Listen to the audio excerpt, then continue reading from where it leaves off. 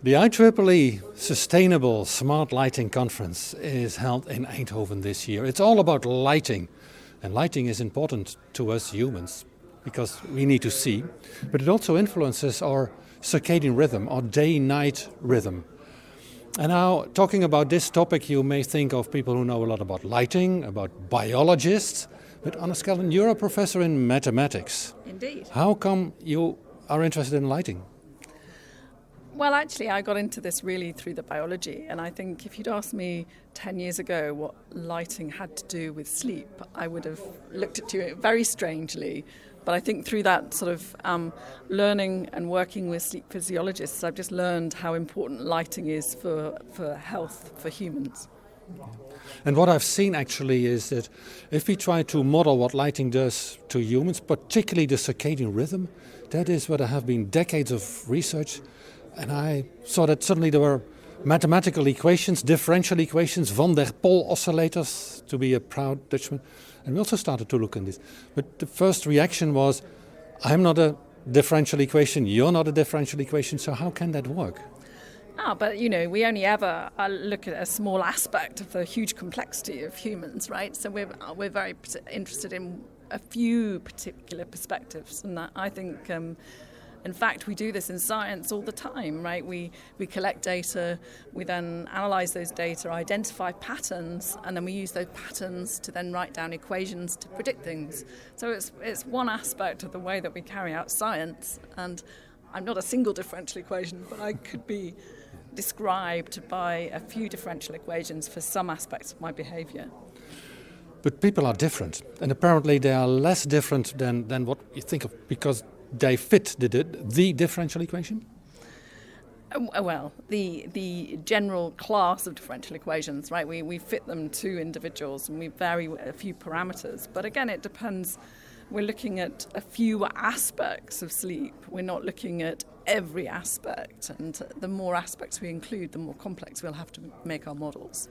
And then the question that I've also been researching is, I see a lot how that can help in understanding sleep. And that's also exactly the topic that you're researching. How do these things, these models, help us to understand sleep better, to improve the light? So why is it useful? Well, I think the thing is that the thing about light and human behaviour, like many systems, it's non-linear. So there's some feedback, and it means that actually it's really non-intuitive how it behaves. And so models are very useful in terms of challenging what we think and what our beliefs are. So one piece of work that we did, which is controversial, but is it just a tool to think, is that instead of perhaps changing school start times for young adults, that what we should do is we should change the lighting in our homes and schools. And then you could try that with pupils. You could. You could, absolutely. And we would love to try that. But, these things are complex things to do. It costs money to do things. But just to have something to enable you to really make a quantitative, informed decision about what you're doing and some guidance rather than emotions is good. Yeah. I had a high school teacher when I was 12. And when we were first confronted by the first mathematical equations, he said, mathematicians are lazy. And that's why they invented mathematics. And then he taught us that, in fact, doing all this math helps us to understand things faster, easier, to do that in a very concise way. Is that more or less also how we should see how your models help us to understand better how to change the light at schools? Absolutely. I think when there's so many bits of information, so much data out there, trying to figure out the patterns is really challenging for us. And maths is one part of that toolkit to help us understand the world around us. Do you understand things better by looking into very complicated math, or is there a kind of level on top of it, making the interpretations to it, and then you build a kind of intuition? Well, I think it depends on who you are. So for me, I need to get down and really understand the structure of the mathematics and the structure of the equations. But then in order for that to be useful, I have to be able to translate that into something that other people might be able to understand and use. Yeah. The way I'm using these mathematical equations is, well, I can prove something. I see something happening in the curves, but I like to see basically how it works, and I develop a kind of intuition. So in the end I get some weird idea, like a light bulb that plops out of my head, and then I'm going to try it in math. So that is very much an approach that I believe in, but I've also heard it said that intuition is the enemy of pure science. Oh, well, I think the thing is that intuition is things become obvious the more when you understand them. So I think intuition is actually quite a hard thing to know what it is, right? It's about identifying patterns again.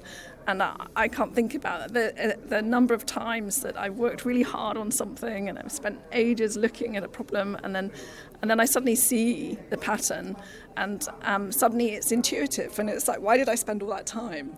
So I think intuition is a hard thing to know what it really is, By working hard, suddenly you have an easy way of explaining things. Absolutely. You kind of go around in circles looking at a problem from all sorts of different angles, and suddenly it's obvious. Among mathematicians, I know that there are stereotypes of the hard-working person who is crawling through the equations all the time, and are the ones who just have a vibe in their head and then they see whether that fits the equation. Are you somewhere on that spectrum? A lot of maths happens when you're asleep.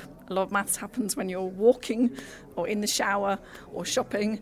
Maths, I think, like many things, when you're a problem solver, you don't let them go. And some of the time is spent on pen and paper, and some of the time it's happening almost unconsciously. And we now have you here in Eindhoven, the city of light, the city where Philips began producing light bulbs. You told me before that this is probably the first time that you're at a lighting conference, not among your soulmates who do math all the time. Did you learn something specific here? Are there certain things that you, let's say, are different from the way you've been looking into these things before?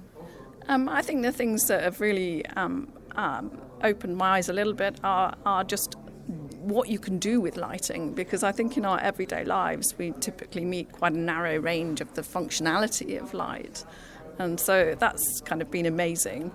I think understanding also all the hard work that goes into trying to manufacture things to an appropriate standard and to be able to measure things, that's also been really interesting. And the other way around, I'm pretty sure that all the lighting people here learned a lot from your very inspiring keynote speech that you gave here today. You're really showing how math can be to the benefit of making light better. Thank you for being here. Okay, thank you very much. Thank you for inviting me.